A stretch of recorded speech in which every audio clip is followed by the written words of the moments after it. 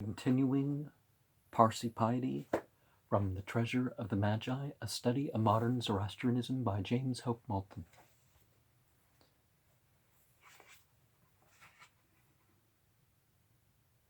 And of this cry of despair, echoed in the experience of all time, the religion of self-assertion comes with Matthew Arnold's answer.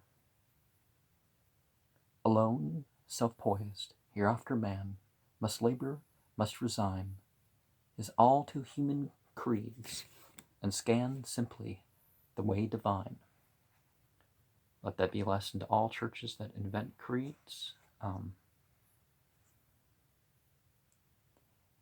In a letter received since Dr. Moulton's death, Dr. Modi writes, I do say and believe that worship of a pious Zoroastrian does not need priestly aid.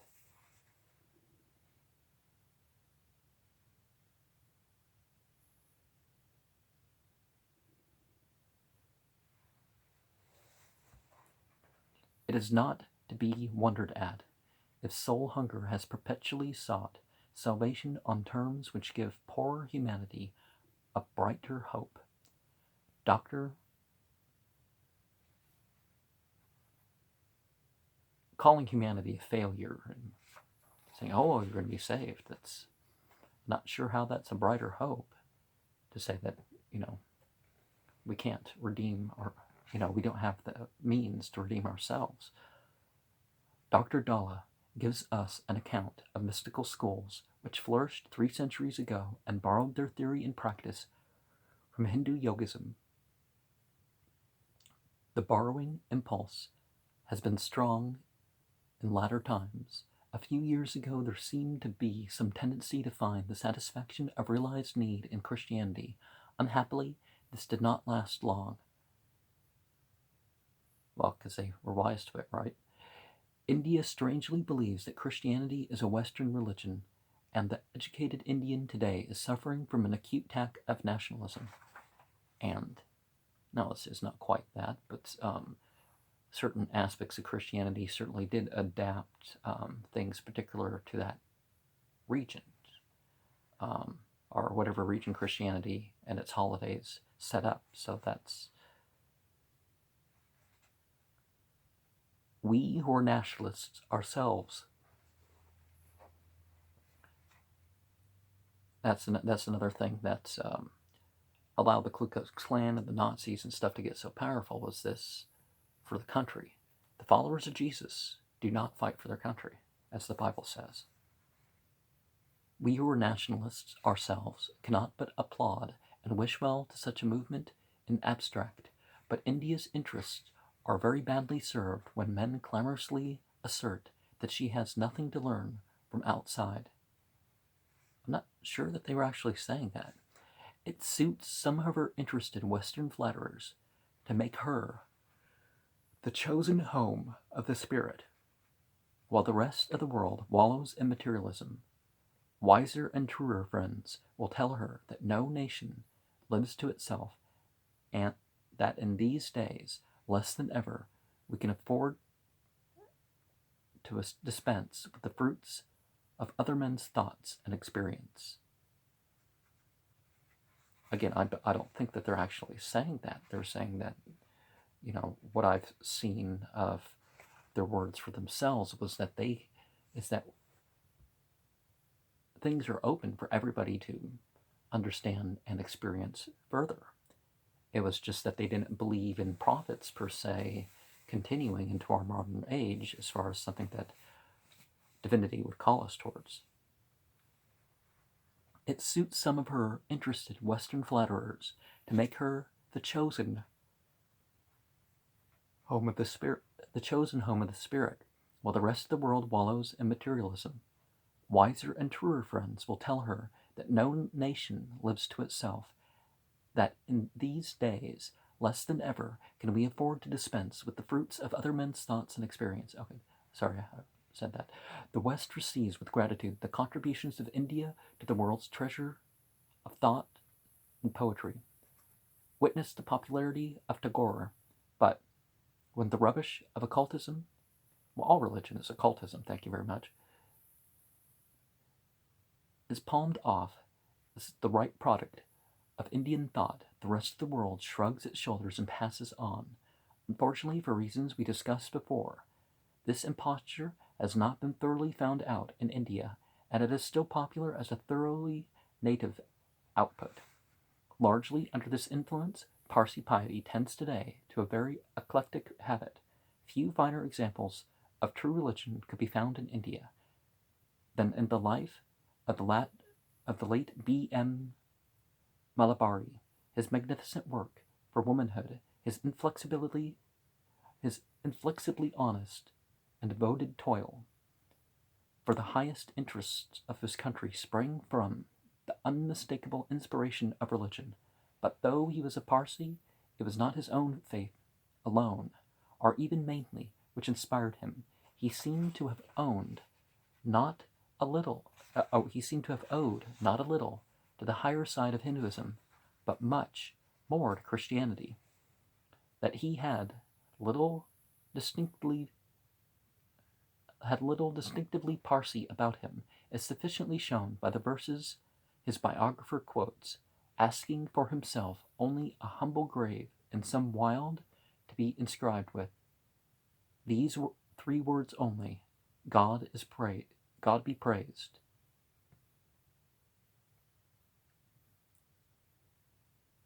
Actually, it's Alhamdulillah. Could be what he meant, so it could have been neither. But the Parsi would have known, a learned Parsi would have known that the elaborate burials and even the vulture pegging graves and stuff were, not really part of Zoroaster's message. Zarathustra, properly, right? He died at Simla in 1912, or Parsi cannot obtain the object of the ordinary Parsi desire, to go to the vultures, but here is a Parsi to whom the thought does not even occur. He describes himself as a staunch and sincere Zoroastrian, and we can see the influence of that faith upon his outlook, but the powerful hold of ideas drawn from very different sources is exceedingly obvious to readers of his biography, whether in Mr. Karkaria's pages or those of Mr. Jagendra Singh. Now, the shamanistic experience of being torn apart and all that sort of stuff isn't necessarily an unpleasant thing, but that's perhaps where these burials came from. I mean, people knew that scavenging happened, but it goes against nature to do other than just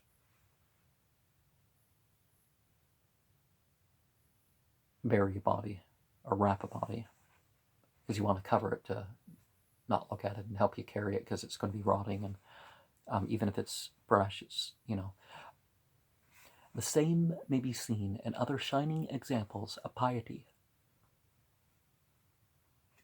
Among the Parsis, the mixture of creeds is naturally more conspicuous now through the influence of theosophy, which is impressed on the minds of men who love reading and are deeply interested in religion. The favorite dogma that all religions are much the same.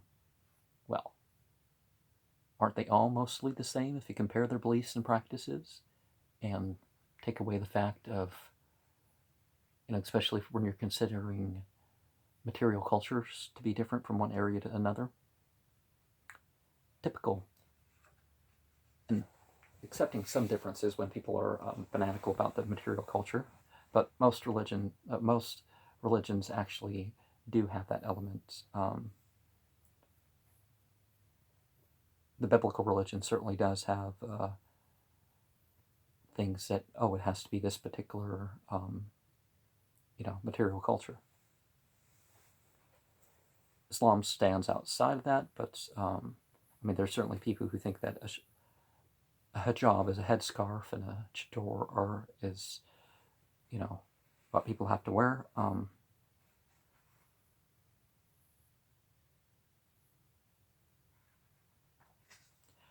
Typical, in many ways, is the experience of an able and truly pious professional man who gives hours of every day to devotional reading, meditation, and prayer. He passes through some 3 years of acute religious conflict. He read the sacred books of the great faiths of the world, and each made its strong appeal to him. But each impulse, in turn, brought him up against a blank wall. He was convinced that the eternal Prabhashi enters successive human lives in the environment best suited to its spiritual capacity. His own appointed environment was Zoroastrian, and he could never change it, but he delights to illustrate the Gathas, verse by verse, out of a very wide range of devotional reading, from Samuel's Smiles to the Upanishads. In this spirit, he looks at other religions, ready to borrow from them freely, and regarding each as true as those born in them, who are called to make the best of what they inherit. Spartam nacus es, hanc exorna. If the Sparta be no better than the religious privileges allowed by Hinduism to the untouchables, when the additions to the inherited creed includes an article so far-reaching as reincarnation, it is clear that Zoroastrianism cannot be credited with such a type of piety except as the chief contributor. Well, if Zoroastrianism doesn't have to be purely the faith of Zoroaster, if it's stepping outside of Mazda Yasna Zarathustra, then not quite like Christianity, not quite as divergent as Christianity. Oh, well, you worship Jesus somehow.